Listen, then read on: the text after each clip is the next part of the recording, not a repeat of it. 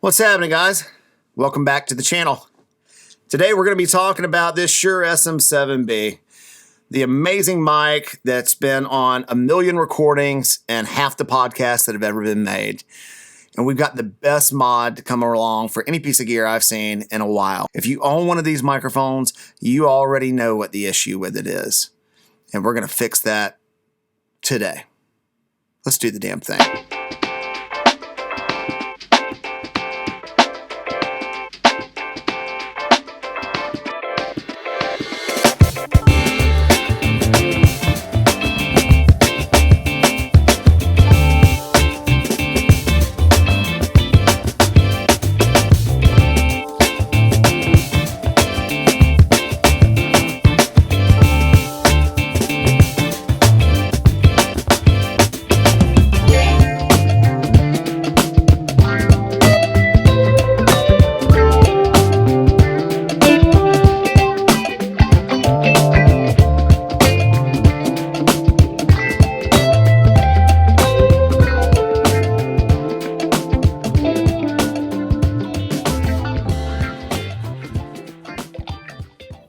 One of the great challenges about building out your home studio is getting the most mileage out of the least amount of gear, right?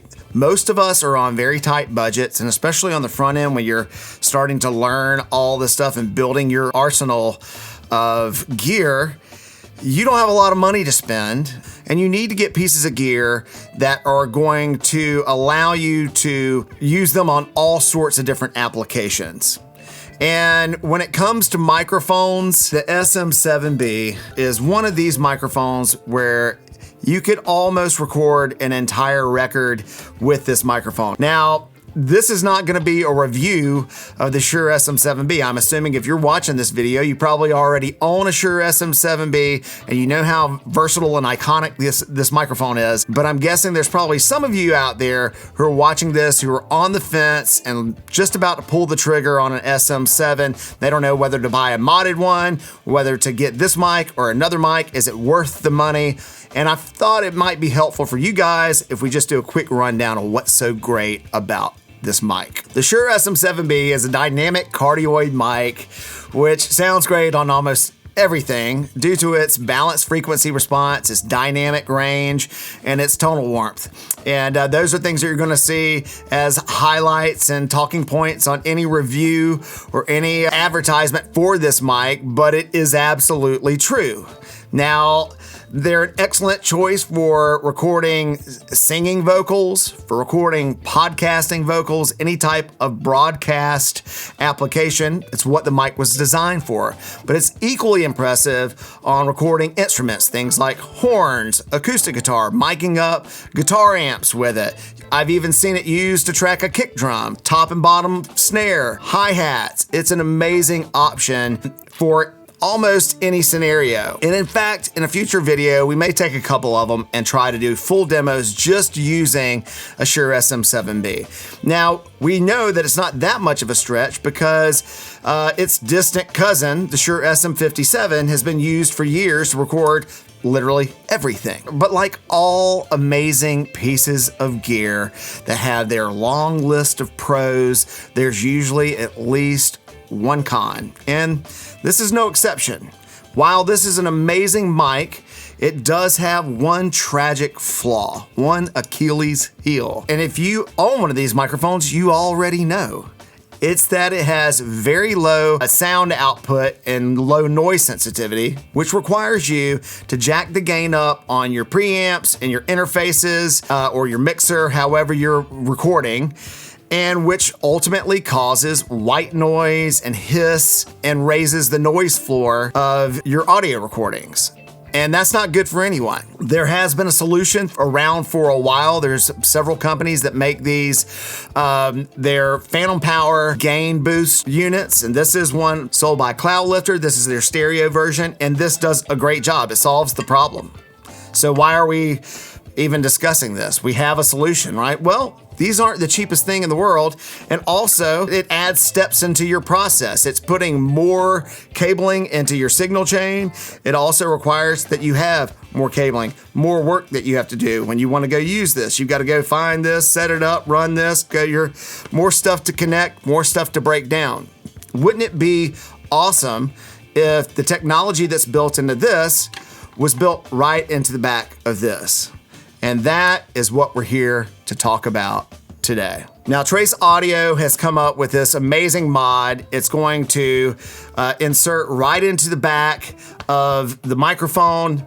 And one of the great things about it, in addition to giving you quiet, clean, high output sound that doesn't color the tonal character of this microphone at all, it's also going to give you a new usable end cap where you can actually reach the adjustments that are built into the microphone. The new Trace Audio trim and mod is available in 3 different options. You can, if you're one of the people who I was referencing earlier who is on the fence about buying a Shure SM7B and you want to go ahead and get one modded, you can buy a brand new SM7B with the trim and mod already installed in it directly from Trace Audio, option 1. Option 2, you can take your functioning SM7B, send it to Trace Audio in Nashville, Tennessee. They'll do the mod, send it right back to you. Option 3, if you're handy with a soldering iron, you can order the mod itself. It just comes in as a module and you will install it into your SM7B yourself. Now listen, I am certainly no samurai with the soldering iron, but I am someone who always likes to challenge the limits of my abilities, and I thought that this would be a good thing to share with you guys because I bet some of you guys out there are in the same spot as me where you don't have the confidence typically to take on mods like this that require some technical proficiency, but you don't want to be without your gear that you have to ship off and wait in line to get the mod done and have it shipped back to you. And so we're going to see today just how hard this is and see if this is something that we can do on our own. And I guess we have kicked this can down the road long enough. Let's go downstairs, get this thing set up, and see if we can get this mod installed. Let's go.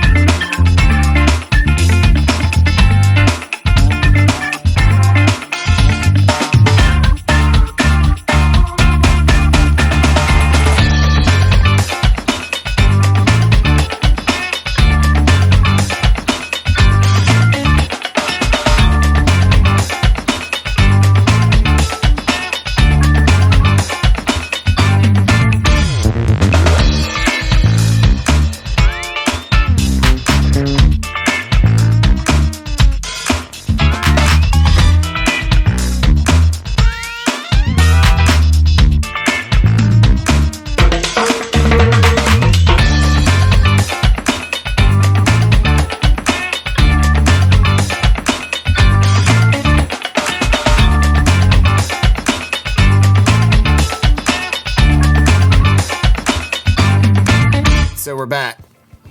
I got it done. There were a few hairy moments there, but we survived to fight another day. So I did have to do it twice, full disclosure. So if you're thinking about doing this, just consider you may have to do it twice. Got everything done, got it up and running in less than an hour's time though. So that was great. But my advice to anyone who is going to do this, unless you are just a whiz with the soldering iron and are used to building out circuit boards and that kind of stuff, just take it slow and take your time and get it done the first time, and don't do like I did where you have to come back to it. But all that said, the instructions are super easy to follow. There are detailed pictures of exactly how everything needs to be done. It is relatively painless to do.